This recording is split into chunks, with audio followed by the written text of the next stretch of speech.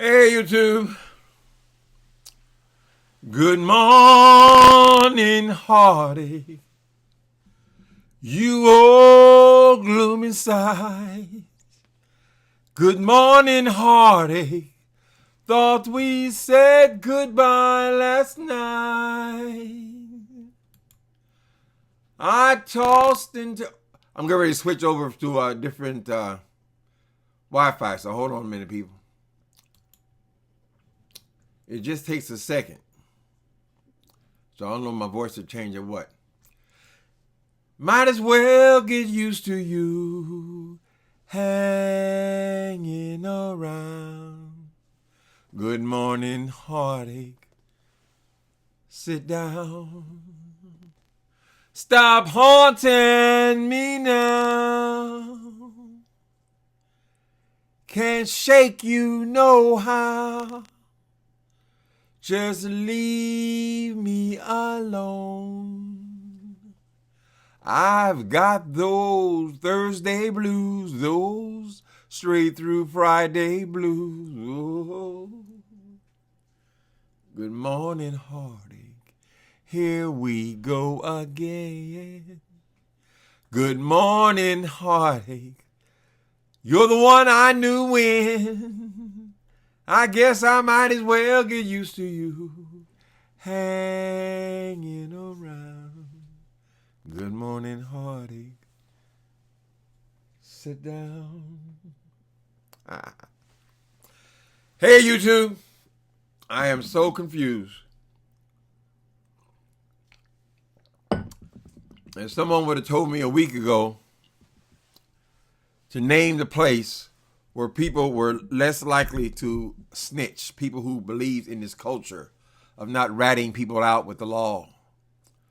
People, if I had to choose a city, there are certain neighbors in New York City, any neighborhood where there's congregations of poverty, you're going to find that kind of principle. Because when you have poverty, you have crime, right? So you would think that of all the places in the United States, we get the most crime reports from Chicago. So you just think, well, obviously they don't believe in snitching. It's a way of life there. Things happen. You need to keep your mouth shut, stay out of other people's business, that kind of thing. You would think that, right?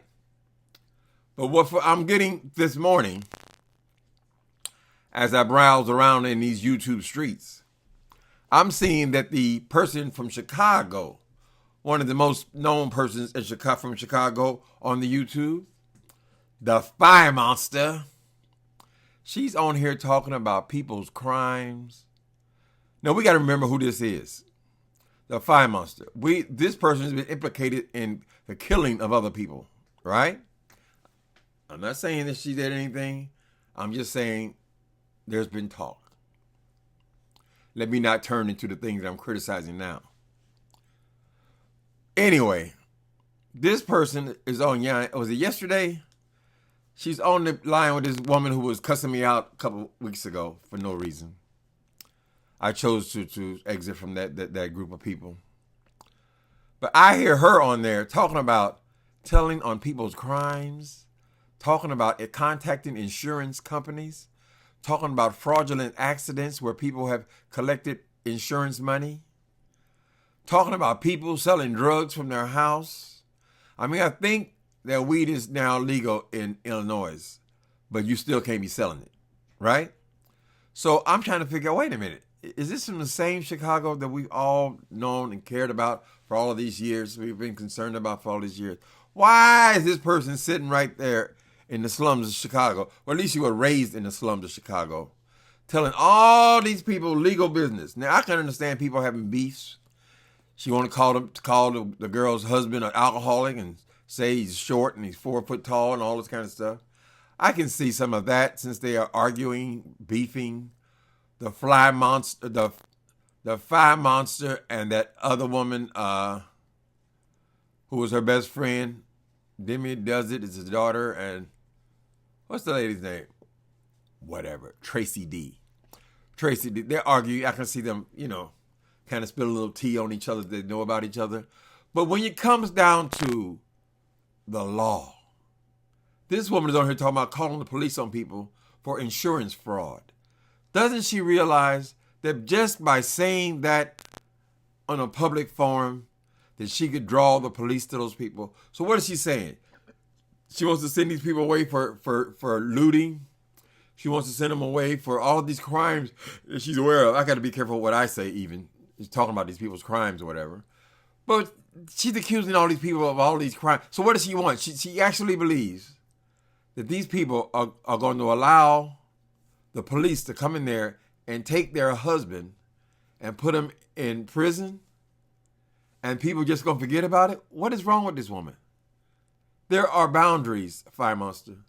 There are boundaries. I came on here last week. I tried to give you a good public service support here. I tried to tell you, you talk too damn much. You need to watch your mouth. Right? A week later, here now you accusing these people of all these crimes, talking about you going threatening them with calling the police on them and so forth. So you're already trying to blackmail them. You already spilled the tea. I mean, all anybody got to do is say, husband, could you come and look at this? Let's say the person's husband is a cop or something. You talk too goddamn much, Miss Fire Monster. Don't you know how to play fair? What is wrong with you? And of course, it always come down. Oh, she said something about my daughter. Oh, gloves off, girl. Would you just please leave your child off this damn? No one would even care anything about your daughter if you wouldn't say her name every single day on here amongst all these grown people. Why you got a child in grown people's conversation? But it always comes back to the same thing, right? Talk. Oh, what you say? What you say? Huh? What you say? Oh, you say my daughter? Now she wants to. That's her justification for spilling people's crimes and so forth. Calling the police, calling the FBI. These are the reasons, because you mentioned this person's name. I would suggest spend a little more time in helping in the development of that person. Spend more time with the person, the actual person, instead of being on here talking about the person. It's almost like this person is a prop, a reason to come after people, a reason for content, a reason to be angry, a reason. Can't you leave children out of grown people's conversation? When I was a child, we weren't even allowed to sit at the table with grown people. They have a small table for the children. I'm talking about family events. Not at home, but when we have family get-togethers. The children would be set up on one table so they can have children's conversation. And the adults will be set at another table where they can have adult conversation. No one ever brought their child over into the adult section. When we're all through talking, then we could all go and mix and we can go and see our little cousins, our little nephews and things like that, right? But you, Miss Spy Monster, you insist upon using this poor baby as a prop. Stop it. And stop calling the police. Stop threatening people to call the police. Stop looking into people's personal business.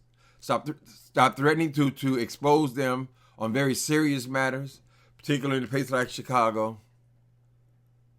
We can only imagine what it's like. The policing situation is there.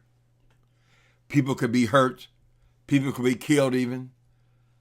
Leave it alone. Close your mouth. Can't you know, don't you know what roasting and gagging, can't you identify that better? I mean, recognize that as something different than snitching and ratting? That's what it is. This person in the neighborhood, she's a rat. She calls the police. Why are you letting the whole world know that? Particularly in Chicago. Particularly coming from the place where you came, those horrible slums. I'm sure you had to have had these conversations before, because more than likely you were a young girl who used these same tactics. You always threatened to tell on somebody, right? Perhaps police were showing up in neighbors' houses. Nobody knew who told. This is what you're putting off, Fire Monster. So again, I'll give you friendly advice. Close your mouth. If you're not equipped, another thing is you don't like to fight your own battles. So that's why you got all these monsters around here. All these monsters attacking people and getting into all these beefs because you can't fight your own battles. So you're always trying to incorporate other people. We're beginning to recognize you for what you are, Miss Fire Monster. You're just another YouTube story, honey. Y'all remember Fire Monster? Oh yeah. Look what happened to her. People start putting two and two together. This is not a cool chick at all. Okay, aside from her, we're done with the Fire Monster. Can y'all believe the other asshole? This one lives in Washington, D.C. Kamala Harris and Mike Pence had a debate on last evening, right? They had a normal debate. People ran over it. Sometimes they try to get too political. They avoided some questions, whatever. But basically, they had a debate because we all knew what they were saying. It wasn't like Donald Trump where he just you trying to get a word in edgewise. It wasn't like that. So the Trump debate was an absolute mess. We couldn't even understand what the hell the issues were. Why? Because he didn't know the answers to any of the issues. He only wanted to dominate and to try to intimidate the other person who is Biden, right? So now he's on here today, Donald Trump, calling this woman a communist and using one of my favorite words, calling her a monster. Now I'm trying to figure out what in that debate would indicate that Kamala Harris was a monster. And more importantly, more to the point, what in that debate would suggest that she was a communist? This man, Donald Trump is crazy. I just think he's just crazy. And these drugs are making him crazier. He's talking about now he done got cured from coronavirus. So he's the only one in history so far who's been cured from coronavirus. Am I to believe that? I told you guys that from the very beginning. I said, soon as he said he had coronavirus, he's going to come out here talking about these drugs have cured him. He is cured. He's one of the first patients to be cured from this coronavirus. It is such caca. Donald Trump is flying high on steroids, plain and simple.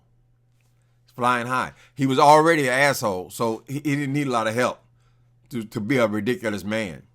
But he's even more ridiculous. So since the debate on yesterday, I'm going to debate Biden on this other date. I'm not going to do it. Biden, I'm not being bothered. I'm not going back and forth with him. I'm just going to go ahead and have my town hall. You want to show up? Show up. Back and forth, back and forth. So now I guess we don't have no goddamn debate. My opinion, we don't need no more debates. Though we don't want to see no more dog and pony shows from Trump. That is just a theatrical performance. It's nasty. It's evil. It's mean. Like calling this woman a communist because you don't agree with I don't even know what you don't agree with, really, but whatever. Trump, the nerve to call somebody else a monster. You would be the one to identify a monster, Trump. You have certainly lived that way for all of your life. And now it's all closing in on you. And you got a different decision made every other hour. You're for stimulus. You're not for stimulus. Market goes up. I'm for stimulus. Back and forth. Change your mind every 2 hours. Instead of sitting your ass down, if you really do have coronavirus, sitting your ass down and getting well. You can't even do that. You insist on going back to the White House. I said from the very moment that he announced that he was going back to the White House on Monday, I said, watch. He's going to try to get back in the Oval Office within a day. What happened? The next day, oh, he's showing up at the Oval Office now. Uncontrollable person. He doesn't make any sense. He's constantly trying to take away people's health care. We're in this pandemic, and he got a plan. Well, what is the big secret about your plan, Trump? What is your plan to give these people health care? We're at the last minute, 9 days to the election. And you still have your secret about what you're going to do when you remove Obamacare? When it's going to be unveiled? Or everything's to be unveiled the day after, right after the election. I can't believe those people are that stupid, Trump. I mean, I've seen your supporters. I've seen they don't look nothing like no Park Avenue millionaires.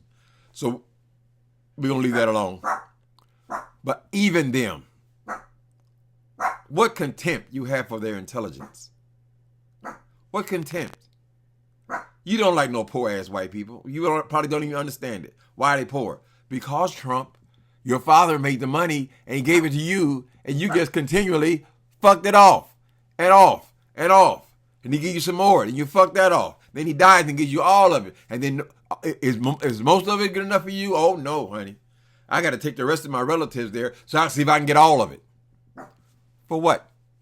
You've blown that fortune. You even came up with a TV show, like most billionaires are not on television shows, people. I'm sorry. But he came up with a TV show, $400-something million. Lost every dime of it on his stupid ass. What was it? What was this? The Trump steaks? How you going to have a Trump steak? You don't make a steak. You don't produce anything. You just put your name on stuff. That's an animal's hide, honey. Animal, it's meat. You just cut the meat, and then all of a sudden it's a Trump steak. All right, people. We ain't going to go on and on and on with this thing. I hope there are no more debates. I don't want to see no more of that mess. The one last night was okay. They got their points across. But I don't want to see Trump on stage no more. Your show is over. The party's over. Call it a day. Sorry that it had to end this way. Too much, too little, too late. What was the name of your niece's book? Too much and never enough. Too much, too little, too late to ever try again. Too much, too little, too late.